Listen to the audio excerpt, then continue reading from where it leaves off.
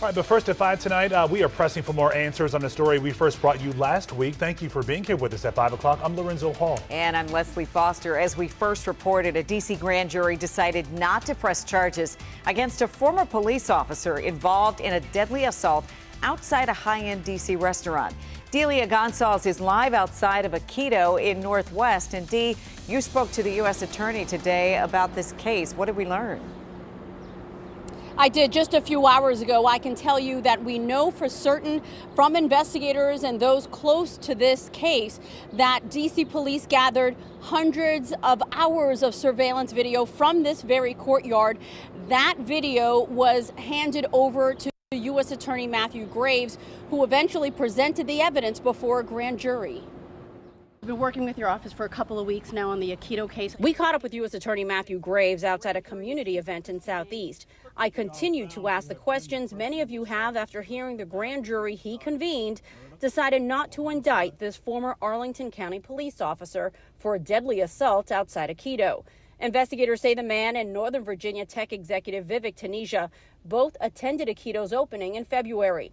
The investigators said an argument turned physical outside and the man punched Taneja, knocking him to the concrete. He died a week later. He was a very generous person and wasn't somebody who always looked for trouble. Friends tell me they are stunned at the news as they continue to advocate in Taneja's memory. The 41-year-old sister telling me via email this past weekend the family received the disappointing news from the U.S. attorney and are preparing a statement, writing, quote, "We have been silent for long enough and want to address the injustice that is ongoing." There are strict rules around secrecy. It's prohibited for us outside of specific circumstances to talk publicly about any activities before the grand juries. And we don't typically know how many. So what I charges am they running have? late for the next meeting. Yes, you typically do not know what charges they have or what they've done.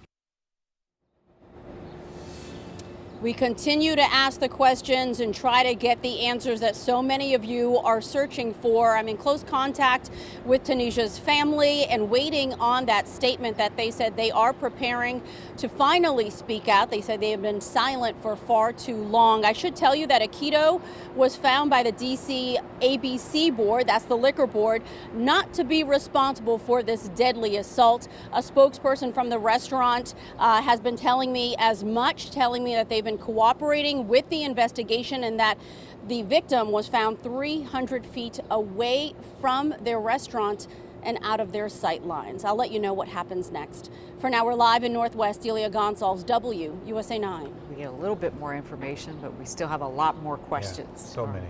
All right, Dee, thank you. All right, we're staying